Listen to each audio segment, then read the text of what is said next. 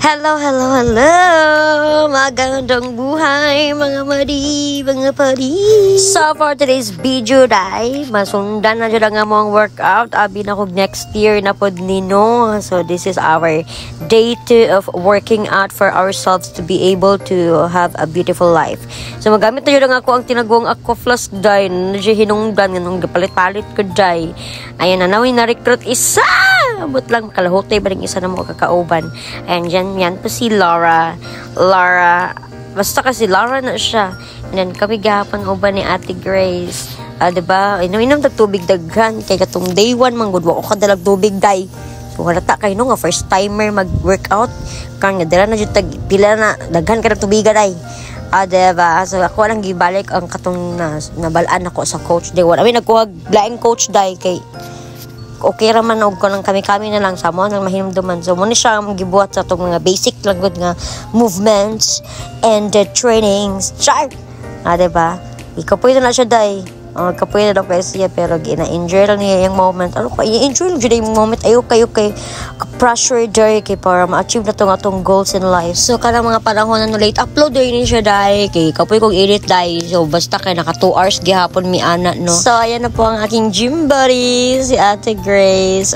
Diba sexy na kay feeling na mo kay sexy na kay man kanang mura galing nabawasan na mi og 20 kilos. Nang nana gani guys.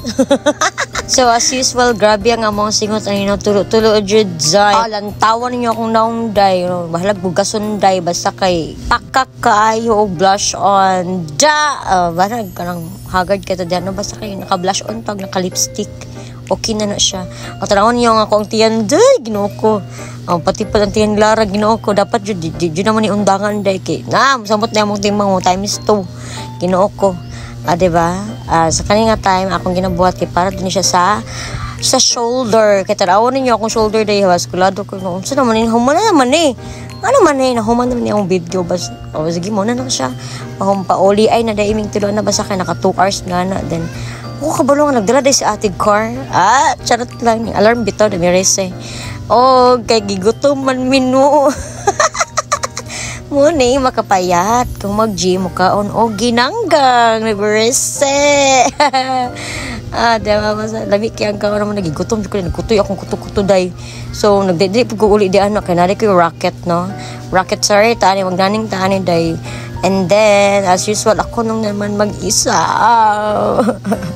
So kuan din siya araw sa barangay Katagman ben magig kuday kapuya ba ni pero kahagbaon na jud ko ani pero sige lang gora bells lang jud kay pait man ta day ulipon man ta sa kwarta day.